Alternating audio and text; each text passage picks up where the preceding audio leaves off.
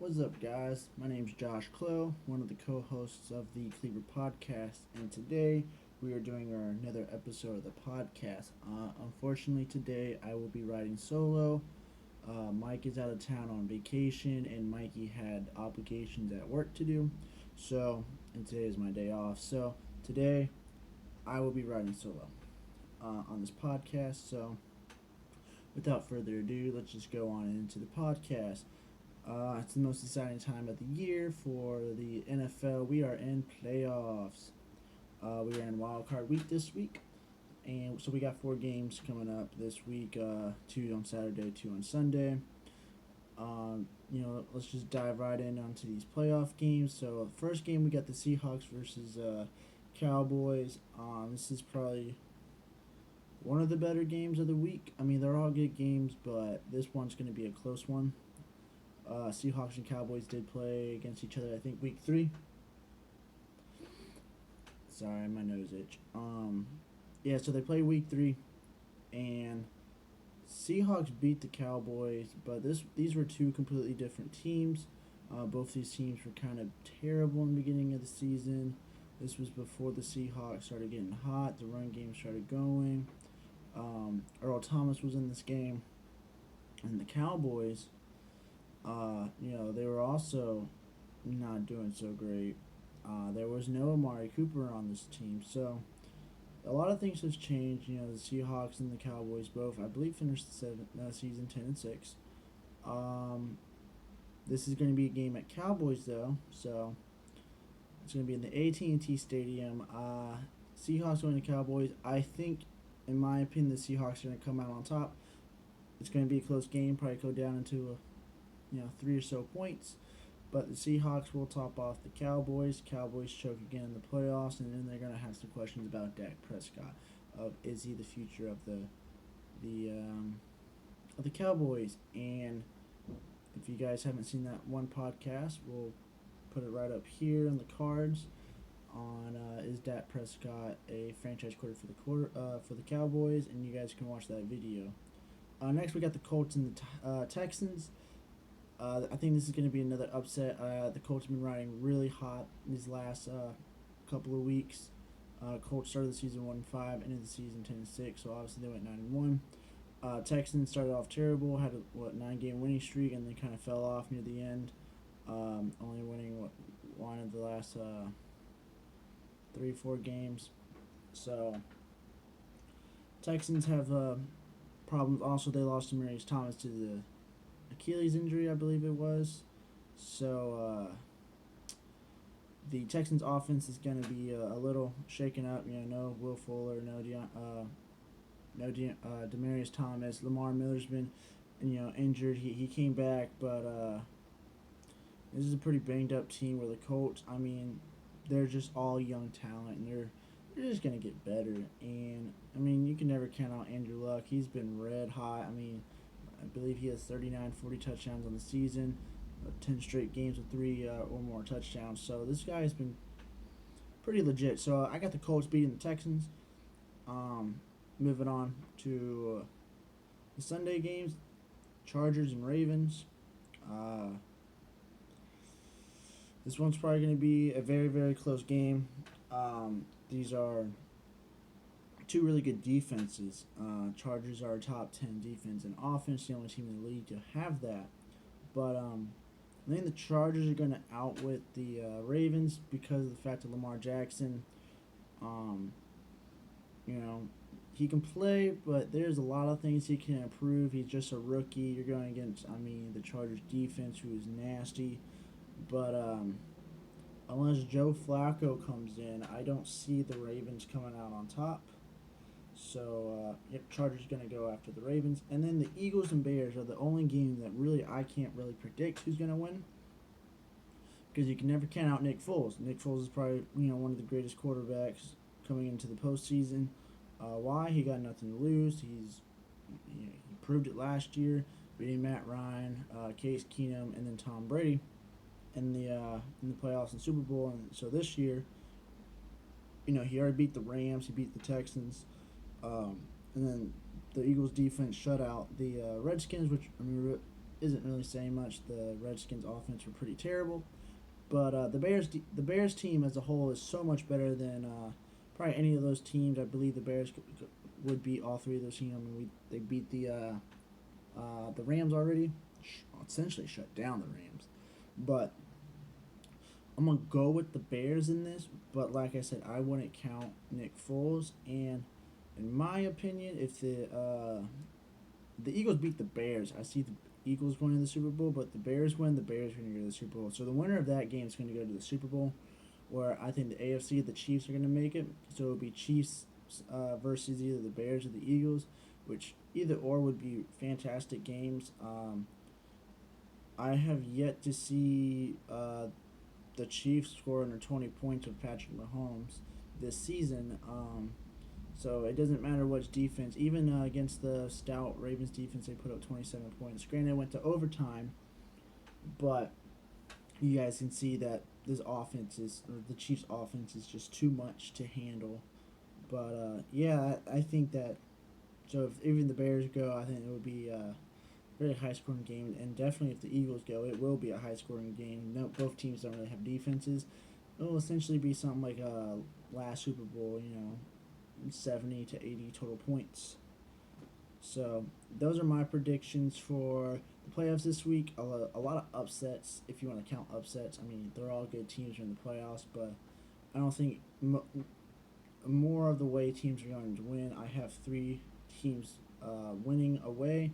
Could be the fourth with the Eagles, but that's my predictions. Let me know in the comments what your predictions are and who's you believe is going to go to the Super Bowl this year. And who's bonus points if you win. If you get it right, bonus points to you. Alright, moving on to the head coaching stuff. So if you guys somehow didn't know at this point, there are 8 head coaching vacancies going on right now. And to this day, right now, on Thursday, January 3rd, no one has been hired, although there's been a lot of interviews and requests. I know that Adam Gase is being interviewed for the Jets. Mike McCarthy's been interviewed for the Browns and the Jets. I know the Dolphins haven't interviewed anyone. They're going to interview Darren Rizzi at least. But the other guys, I mean, they're requesting, and they'll probably won't get the... It's going to have to wait a while before the Dolphins get one, because they're going after all the coaching in the playoffs. But we really haven't heard a lot on the other teams. Packers really haven't made big moves. I know that they've interviewed somebody, but I can't remember who it was. But the Browns and the Jets are the only two teams that's really gone out and already do the searching. I don't know what the other teams are doing, but somebody before Super Bowl is going to get hired. At least 2 to 3 teams, but it's going to be crazy to see who's going to get the head coaching jobs. Mike McCarthy will be going somewhere, whether it's going to be Cleveland or the Jets. It's looking like the Cleveland might go after Mike McCarthy if they don't bring back Greg Williams. Bruce Arians might go down to Tampa Bay. They're saying that he'll listen to offers and somewhat interested in Tampa Bay if he doesn't get the Cleveland job. I don't know if I don't think he's been interviewed for the Cleveland job. So, as a Dolphins fan, I would take Bruce Arians. Bruce Arians has shown that he could be a head coach. I think that he's a guy to dig this team out of the hole that they're in and bring them back to the glory days, back during the Dan Marino and the Bob Greasy days. But, yeah, other people would be thrown around is the defensive coordinator of the Bears, defensive coordinator on the Patriots, Josh McDaniels, the offensive coordinator of the Patriots, the offensive coordinator of the Chiefs. All those guys will be going out, and there's a couple college guys also that's going to be going around. I know that Lincoln Riley will not be taking a head coaching job because he just signed a contract extension with the Oklahoma Sooners. So, any of you guys wanted him? Well, it's too late. Oklahoma beat you to it. But 8 vacancies are still open. All you Dolphins fans, the moment Dolphins get the new coach, I will be making a video on that. So keep an eye out for that. within the next coming weeks. Now, moving on, the Steelers' issues. The Steelers started slow. They went 1-2-1, then went 7-2-1, and then the season went 9-6-1. So started slow, got hot, ended slow. So that's already an issue right there, where they can't be consistent. Granted, winning 6 games in a row.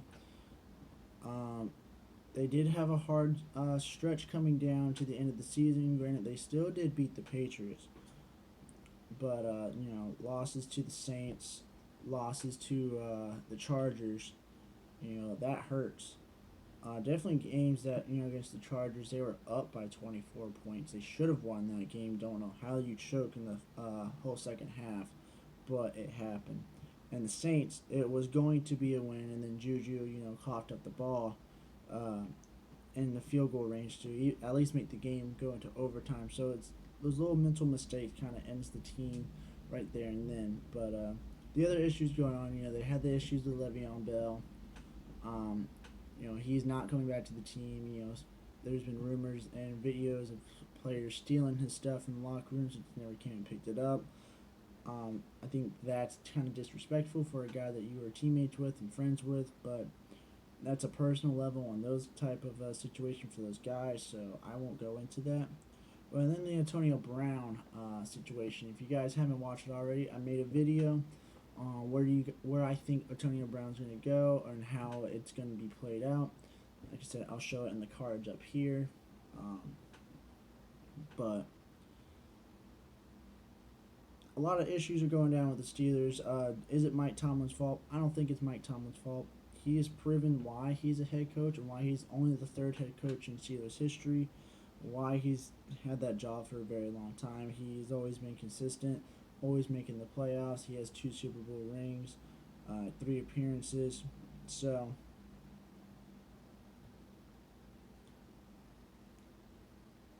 what they're going to do moving forward, Big Ben's getting old. You know that his time is coming to the end. A lot of fingers are being pointed at it's a Big Ben's responsibilities of what's going down in the stretch. What happened with Antonio Brown. The Mike Tomlin issue with Le'Veon Bell and the front office, that's on them. But Big Ben has always pointed blame at other people, kind of something like Phillip Rivers does. But Phillip Rivers does it on the extreme level every day, every game, every play. That the incompletion, it's always someone else's fault, not Phillip Rivers. But that's another story to go on. But the Steelers issue, they got to work on. They got to work something out. Antonio Brown's probably going to get traded away.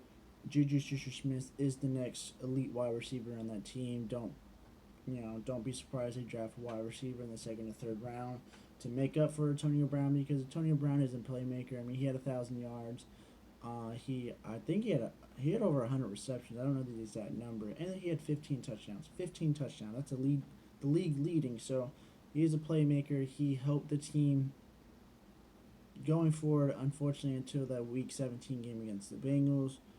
But we don't really know what really went down. There's multiple reports, so a lot of people are lying. A lot of people aren't telling the truth. Somebody's telling the truth somewhere. We just don't know which one is the truth. But Antonio Brown's gone. Le'Veon Bell's gone. I mean, you got James Conner, who's nice. You got Juju Smith. Quarterback play is going to be difficult coming down the stretch. Maybe not this next coming season, but probably 2020 season. We don't know if Big Ben's going to be playing, but these are issues that the Steelers are going to have to acknowledge and make decisions on and move forward quickly. Definitely for a team that the Ravens got a rookie quarterback. They got a number 1 defense. The Browns got a rookie quarterback and really good defense, and they're on the come up. And the Bengals are kind of just the Bengals. We really don't know what they're going to be until we see the next head coaches. If it's Hugh Jackson going to be the next head coach, they don't have to worry about the Bengals. The Bengals are probably going to be trash until they get an elite wide receiver, or not elite quarterback, or a new coach. That's not Hugh Jackson. But that is today's podcast. I kept it nice and short and sweet for everyone because, like I said, I'm riding solo today. Next week we should have Mike and Mikey back. Maybe a special guest. We haven't decided on that yet, but stay tuned if you guys haven't subscribed to us already.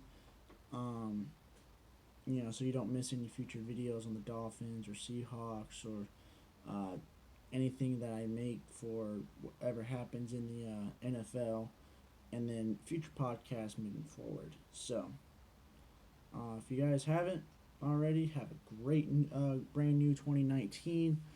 Um, let it bless everyone and let it bless these playoffs. Hopefully not the Patriots make it unless you're a Patriots fan, but sorry. Have a great year, guys. Have a great day. Have a great night.